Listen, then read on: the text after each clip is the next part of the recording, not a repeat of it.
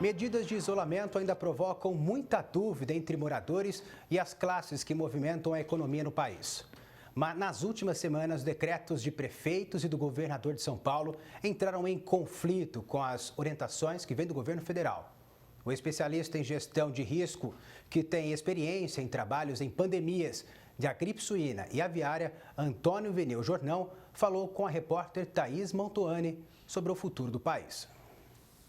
Mais da metade da população brasileira, ao longo desse ano, vai ter contato com o vírus. A maioria, imensa maioria, vai desenvolver a autoimunidade. A maioria também não vai ter nem sintoma. E é assim que passa uma crise dessa. Porém, vão haver as populações que vão ter sintomas. E alguns vão ter sintomas graves. Dá para a gente esperar, então, umas mudanças nesse plano de isolamento das pessoas para os próximos dias? Com toda certeza. Agora, o importante é que se entenda o seguinte. Primeiro, cada município, nós temos mais de 5 mil municípios, né? 5.700 municípios, uma coisa assim. Cada município tem uma condição completamente diferente. Um município como São Paulo, que foi o epicentro nacional, e se você pegar um município do interior do Piauí, as características são completamente diferentes. O gabinete federal está muito unido nisso e todos os gabinetes estaduais e municipais também, né? E a questão da quarentena, que você perguntou inicialmente, existe uma diferença, existem vários níveis de quarentena. Uma das imagens, a primeira imagem que eu compartilhei com vocês, ela mostra o seguinte, ela mostra como se comporta o contágio, né, e a necessidade de leitos hospitalares, né, caso nada seja feito, e o que ocorre se você estabelecer medidas de distanciamento social, de quarentena, para que o pico ele fica postergado e ele fica mais achatado no gráfico, né? O pico não envolve tantas pessoas doentes ao mesmo tempo, aquilo é mais espaçado ao longo do tempo. Então, para isso que existe a quarentena, para tentar manter esse volume de pacientes críticos, né, de doentes críticos, abaixo do nível da capacidade hospitalar. E também para você dar esse tempo, essas 2, 3, 4 semanas, para que os hospitais, para que a rede de atendimento desenhe os fluxos, né? E treine o pessoal, e levante falta de material, e providencie o material, enfim, para que existam os leitos, né? Na semana passada foi divulgado, estão sendo distribuídos ainda esse mês, né? Cerca de 2 mil novos leitos de UTI. Então, quer dizer, é uma série de medidas e todo mundo trabalhando junto, né? A dúvida que muita gente tem entre a tal da quarentena horizontal, né? O lockdown, né? Todo mundo em casa, né? E a quarentena vertical, que é o distanciamento social. É que, quem não está doente vai trabalhar. E quem é grupo de risco ou está com algum sintoma, fique em casa. A gente tem visto muito governo municipal com um discurso, estadual com outro, federal com outro. Eu imagino que haveria necessidade de pegar essas medidas e alinhar as medidas para a gente adotar um padrão. O que o senhor me fala? Exatamente. Eu acredito que sim, isso seria o ideal, né? Agora, é importante salientar que cada gestor governamental, municipal, estadual e o federal, tem uma equipe. É claro que a equipe federal ela é privilegiada. Com a experiência que o senhor tem, dá para tirar algum proveito, assim, ainda pensar em expectativas positivas numa pós dessa passagem do vírus pelo Brasil? Olha, Thaís, vou falar para você. O investimento que foi anunciado anteontem, de 88 bilhões de reais, é muito dinheiro, é muito recurso. Uma parte desse recurso vai virar equipamento, leito, de emergência, respiradores, né? Vai virar infraestrutura de saúde, né? Muito desses recursos vai virar socorro para empresas, socorro para sistema de saúde, material descartável, material consumível, né? Mas muito desse recurso, e 88 bilhões, é muito recurso, vai virar infraestrutura de saúde. Então, seguramente, o Sistema Nacional de Saúde, os hospitais federais, os hospitais estaduais e municipais, após essa crise, eles certamente estarão mais equipados para atender a mesma população. Muito obrigada pela sua disponibilidade aqui para nós, do Jornal da Clube. Ok, Thaís, agradeço aí pela gentileza sempre de vocês. Agregando valor às comunidades, integrando ao vivo a macro-região, formando opinião. Em Ribeirão Preto, o especialista em administração e economia, Leonardo Terra. Em São Carlos, mestre em empresas e instituições, Victor de Oliveira. Em Araraquara, o administrador público Gustavo Matar. E em Franca, o advogado especialista em administração pública, Toninho Menezes. Vamos começar por Ribeirão Preto com Leonardo Terra. Leonardo, os políticos precisam pensar também em redução salarial, porque isso vem sendo ventilado também no setor privado. Ou só o povo vai pagar essa conta? Boa tarde. Boa tarde, Rafael. Boa tarde aos telespectadores do Jornal da Clube. A princípio, eu penso que os políticos, de fato, devem pensar em controlar um pouco mais a questão salarial nesse momento específico, talvez até uma redução, né, para evitar aí o consumo exagerado de recursos, nesse momento que nós estamos precisando de um volume grande de recursos para aplicar em saúde e na contenção dessa pandemia, né? Então, eu acredito que seja uma medida que possa ser ventilada assim, desde que não seja uma coisa meramente eleitoreira, seja algo realmente pensado, estruturado para gerar um retorno real para essas políticas de contenção. E no caso, o governo está demorando muito também para aplicar em prática o que tinha anunciado, no caso ontem? Eu acredito que sim, e eu acredito também que o governo está adiando demais as medidas para tentar conter a pandemia. Existe uma certa desordem nas mais variadas esferas de governo que está deixando a reação do país um pouco mais lenta em relação a outros países do mundo. Saiu antes de ontem um paper do MIT com o Federal Reserve mostrando que a expansão rápida da pandemia tem um impacto econômico ainda maior do que a simples contenção que a gente está fazendo, de todo mundo ficar em casa. Então, pode ser mais arriscado para a economia deixar o negócio alastrar de uma forma mais rápida, né, do que está acontecendo hoje. Mas acredito que o governo precisa tomar ações principalmente coordenadas, inteligentes, de testagem em massa para tentar isolar os doentes, que seria o caminho mais adequado para esse momento, né, isolar os doentes para que a produção não seja tão afetada. Mas também a gente não pode ignorar o alastramento da epidemia, porque o impacto de um alastramento nesse sentido seria muito maior do que o impacto da gente ficar isolado em casa, entendeu? Vamos para São Carlos com mestre em empresas e instituições, Victor de Oliveira. Victor, como que as empresas aí da sua cidade receberam as medidas do governo federal ontem impostas pela economia? Boa tarde. Boa tarde, Rafael. As empresas daqui da região de São Carlos, elas antes, né, dessas medidas, todas já estavam colocando os seus funcionários em férias coletivas ou baixando o banco de horas. Ainda não havia um movimento pela demissão das empresas grandes, né? Já as empresas médias, as empresas pequenas, estão tendo graves problemas para conseguir se manter nesse período em que está o comércio fechado. Aqui na cidade, o prefeito decretou o fechamento do comércio até o dia 30 de abril. Então, eu acredito que durante essa semana agora que vai entrar, que a gente vai ter uma noção maior do impacto dessas medidas, se vai conseguir segurar um pouco o emprego, aqui, principalmente nas empresas pequenas e médias, que são as que mais sofrem com a ausência de atividade econômica, né? Tem um estudo do banco Goldman Sachs dos Estados Unidos que mostrava que lá nos Estados Unidos as empresas pequenas e médias, em média, aguentariam 27 dias com uma drástica redução do seu fluxo de caixa. Então, aqui no Brasil, que é um país que tem menor poupança privada, esse número deve ser ainda menor. Alguns pequenos e médios empresários estão numa situação desesperadora.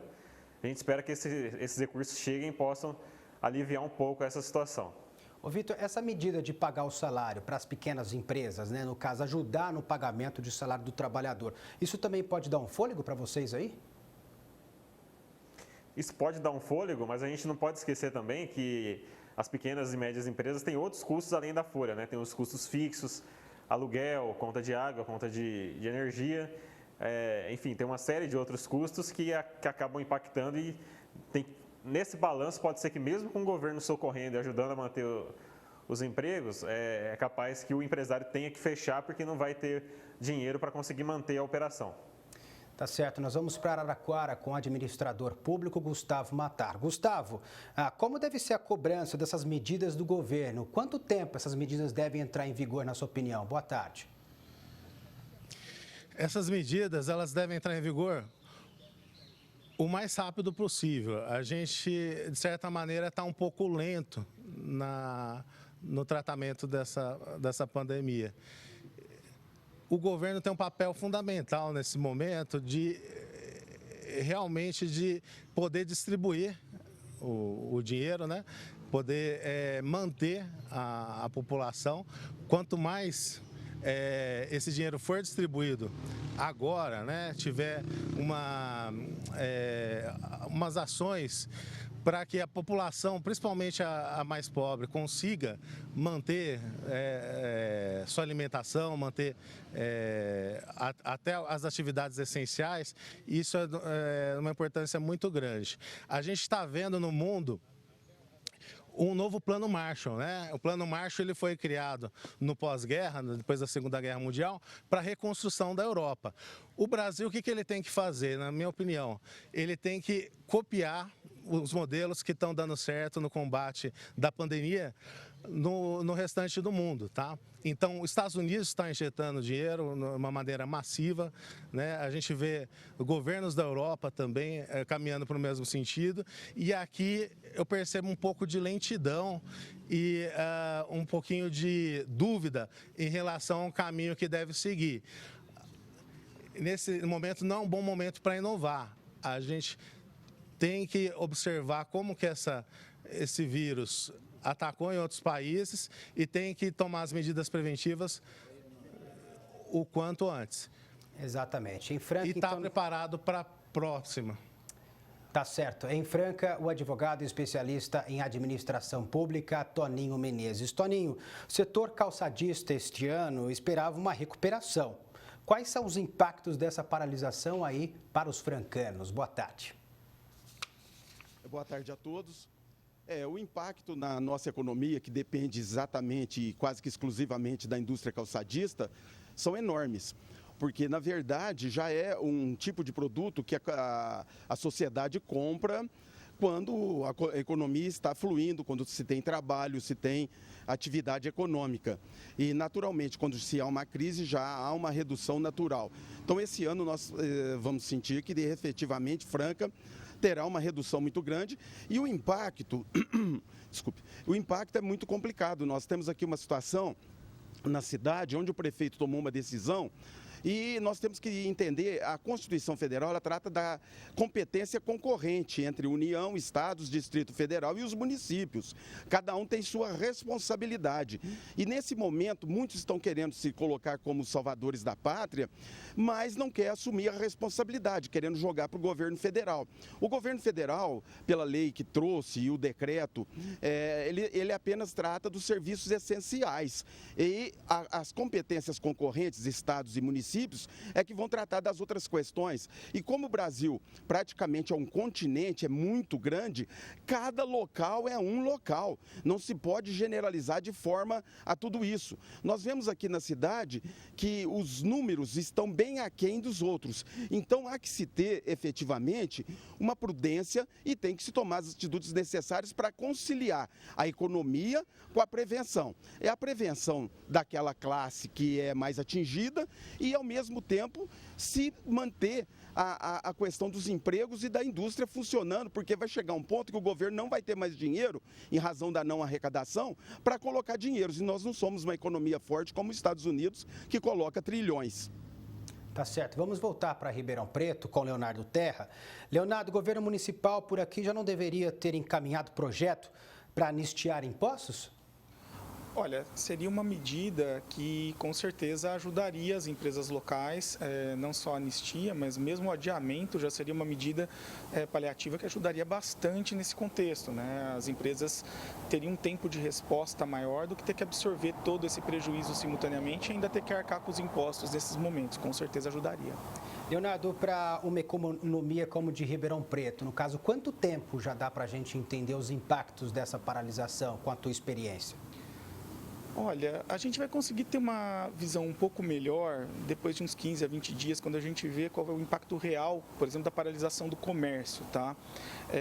Mas já dá para dizer que nesse período as empresas vão sofrer muito, principalmente os pequenos e médios empresários, que são a grande maioria, os autônomos. Essas pessoas de fato vão passar por momentos muito difíceis se for mantida uma política de restrição como a atual. Se a gente continuar usando a força bruta em vez de usar a inteligência. Quer dizer, nós mostramos o buzinaço aqui, faz sentido a preocupação desses empresários então, né? Faz porque a disponibilidade de recursos que as pequenas e médias empresas têm para segurar o fluxo de caixa nesse período é muito pequena. Não é como uma grande empresa que normalmente tem reserva, tem acesso a banco, a crédito fácil. As pequenas e médias empresas têm muito mais dificuldades de conseguir acesso a esse tipo de recurso e isso, de fato, torna a vida delas muito difícil numa situação onde elas estão fechadas e impedidas de funcionar. Tá certo. Vamos para São Carlos com o Victor Oliveira. Victor, você também concorda com o isolamento vertical? Como isso se aplicaria aí na sua cidade? Olha, Rafael, antes de falar sobre isolamento vertical, só fazendo uma comparação. O Brasil não pode fazer uma injeção de dinheiro do mesmo montante que fez os Estados Unidos ou que fizeram outros países europeus. Os fundamentos macroeconômicos do Brasil são totalmente diferentes.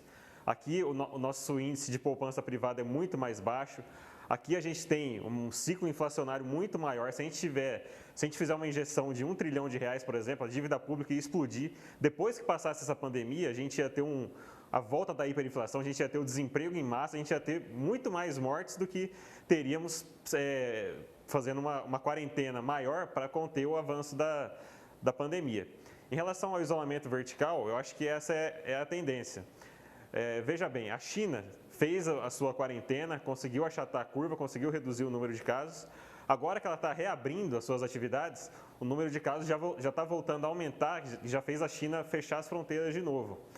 Infectologistas não conseguem prever se, após fazer uma quarentena, a gente não teria que fazer uma outra quarentena para poder retardar de novo o pico. Então, a gente teria que ficar fazendo quarentena, segundo o Imperial College lá do Reino Unido, até que seja desenvolvida uma vacina daqui 18 meses. Então, eu acredito que esse período agora de quarentena, de no máximo 30 dias, é importante para que o sistema de saúde consiga se adaptar. Porém, depois disso, não tem como saber, a gente não pode tornar essa quarentena uma quarentena. Então, a gente precisa caminhar para um isolamento vertical a partir dos testes em massa, a partir do uso da hidroxicloroquina. Senão, a economia vai paralisar em breve.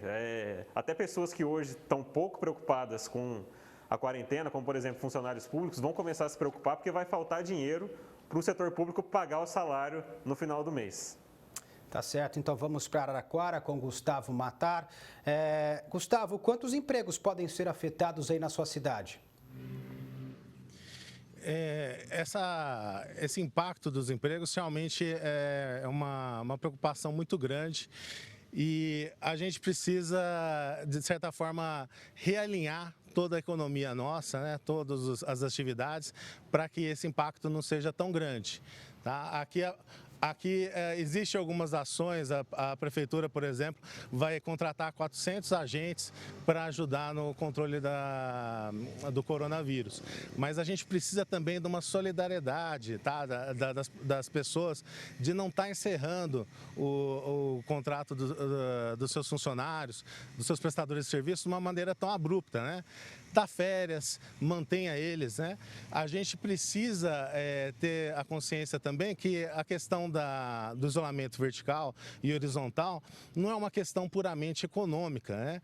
E parece que foi feito só para, de certa maneira, prejudicar aí os empresários. Ela é uma medida que ela é temporária, ela vai seguir um tempo e ela existe em níveis de gravidade, desde o isolamento parcial, a mitigação dos riscos, até a supressão total né, de tudo, que a gente não tem isso no Brasil. A gente ainda está numa fase de mitigação aí, né? Tem uma fase também de contingenciamento que para a gente poderia ser feito, porém a gente não tem os testes necessários para isso.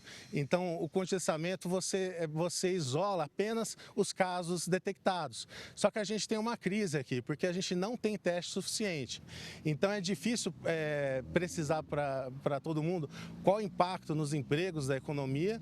O que a gente pode dizer é que se as coisas forem bem feitas, esse impacto vai ser reduzido e a gente vai retomar a atividade econômica com tudo quando essa coronavírus acabar.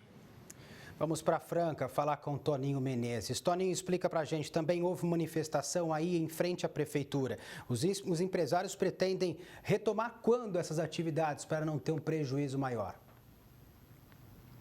A nossa indústria calçadista, ela está se manifestando pelo retorno, exatamente, mas dentro das condições de prevenção. Isso não é nada difícil de se fazer na indústria calçadista. Basta apenas dimensionar o trabalho, uma equipe na parte da manhã, outra na parte da tarde, outra na parte da noite, e assim conciliar a prevenção com a necessidade econômica das indústrias produzirem e pois há programas de exportação que têm que ser cumpridos, senão são cancelados. E isso é o caos. E o caos não está muito longe, conforme o colega anteriormente disse. Está próximo de nós. Não vai demorar muito, porque o dinheiro, as férias e algumas outras coisas são imediatas. E geralmente as indústrias aqui de Franca, no final do ano, ela dispensa as pessoas e recontrata no começo do ano. Então já veio logo de cara essa situação e as pessoas nem têm direito nem expectativa de férias, aqueles trabalhadores, pois já receberam no ano passado. Então a indústria nossa, ela é muito suscetível a toda essa situação. E geralmente é o caos. Nós temos que, como seres humanos inteligentes, as crises na história da humanidade nos demonstra que nós temos que achar soluções. Nós temos que estudar e nós temos competência e capacidade para isso, com coragem, não com politicagem, como está sendo feito agora nesse momento, querendo se jogar uns contra os outros, pensando nas eleições vindouras e nas próximas de presidente. Então essa questão é que tem que parar. Nós temos que nos unir, nós temos que nos abraçarmos, no bom sentido, é lógico, mesmo à distância, para tentar resolver esse problema que não é único. E, aliás, tudo isso ocorre pela falta de saneamento básico, pela falta de investimento anteriormente dos governos, quando fizeram um monte de coisas. E agora, efetivamente, nós estamos pagando o preço pela desestruturação do sistema único de saúde nosso. Integraram a macro-região na edição deste sábado do Jornal da Clube, em Ribeirão Preto, o especialista em administração e economia, Leonardo Terra. Em São Carlos, mestre em empresas e instituições, Victor de Oliveira.